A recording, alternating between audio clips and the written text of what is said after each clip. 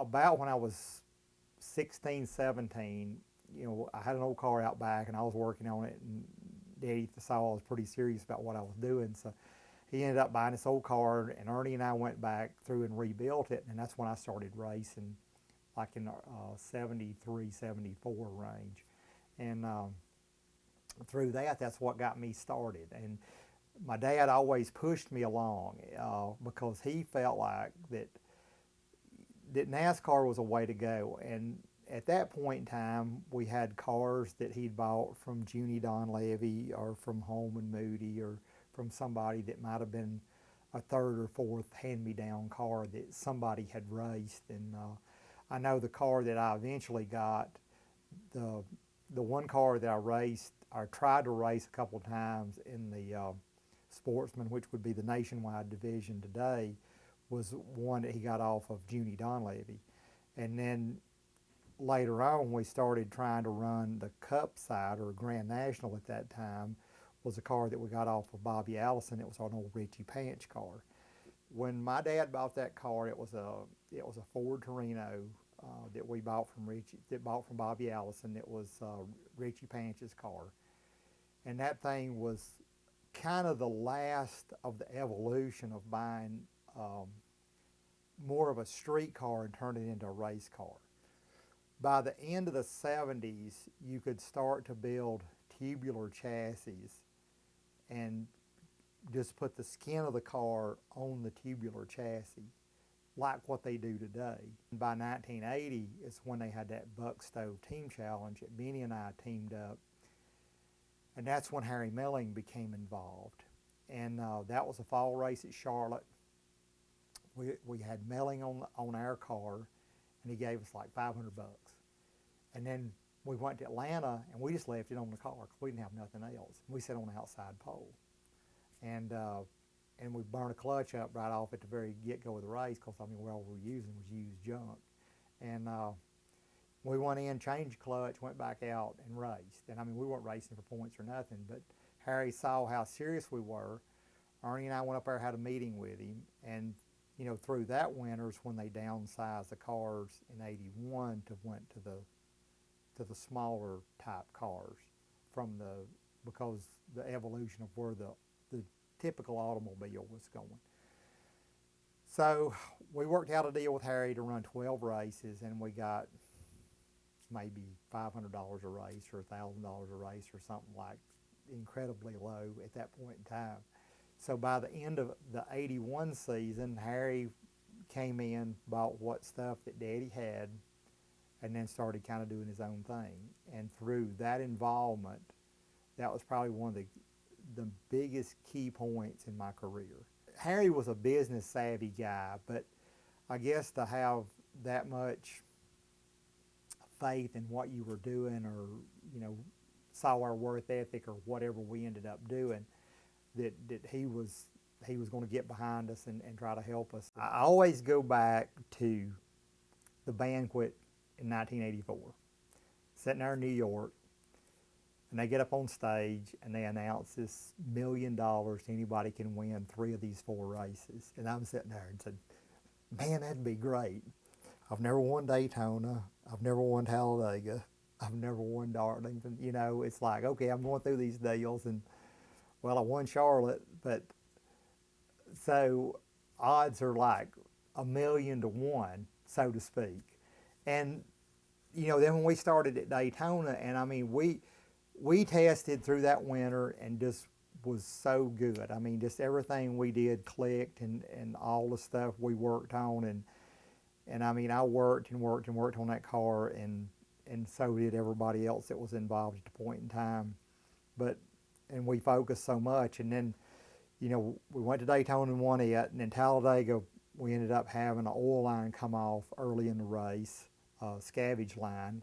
Came in, the guy tightened it up, got almost 2 laps down, and made it up under green. That kind of put it in perspective, and that was truly amazing. But 9 times out of 10, I look back, and most of the other teams beat themselves. I mean, they were not racing.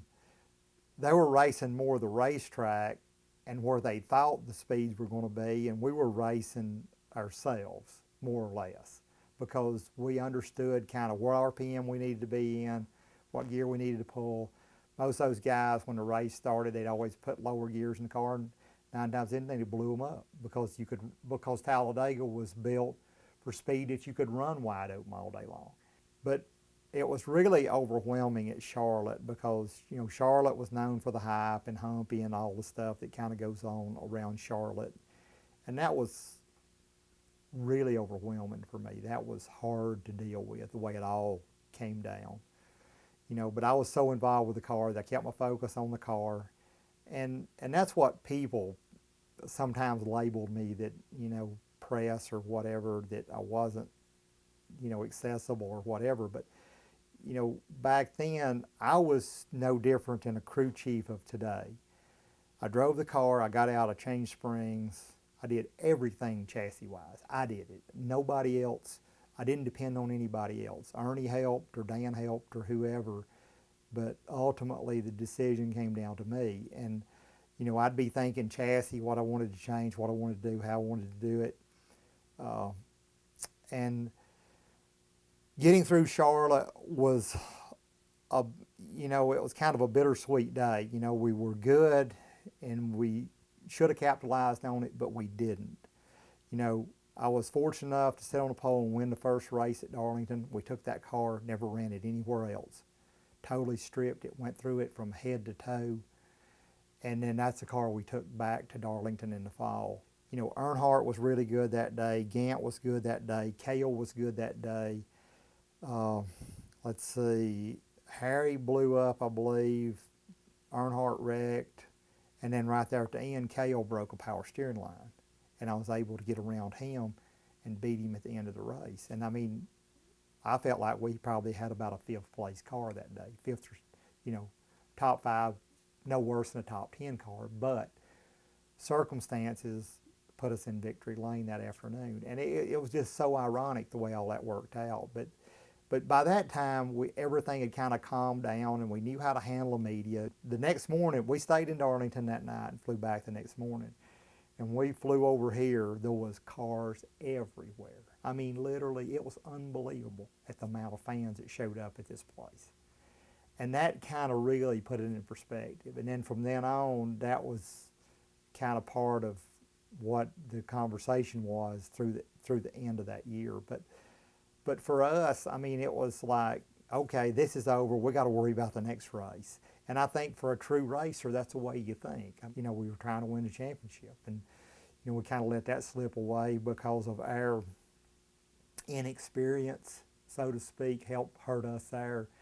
I mean, some things broke that probably shouldn't have normally broke.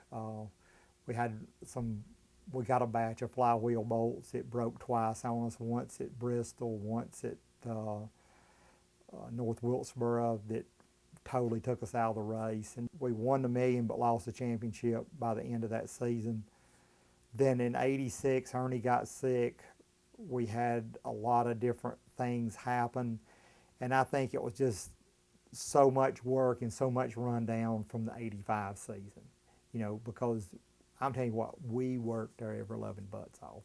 And people that don't understand it, they should have been here. I mean, for the more people we had, for the amount of work we got done, was pretty incredible. And there again, it was a lot of support from local people that gave their time or whatever, that came in and helped us part-time or whatever they had to do to help put this program together. But then by the time the '86 season starts, and then you saw how instrumental Ernie was in the involvement in this place when he got sick and couldn't come to the races. And then through that, then by the end of '86, we were able to regroup.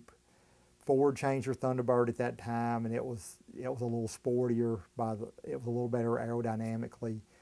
And then through that and what we learned and everything else we did, I mean, we were great. I mean, we led a lot of laps. We won several races, and you know, we did everything right.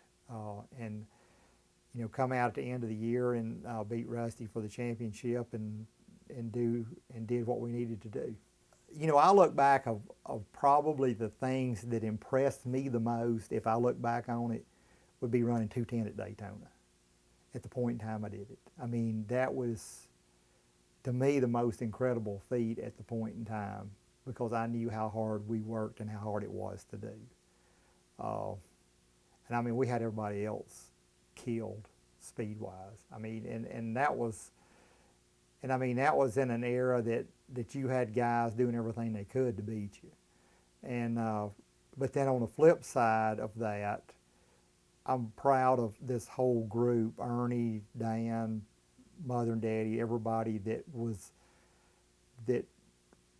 kind of kept us going in that direction and kept our track, kept our focus, and as hard as we worked, and we did it in our own arena.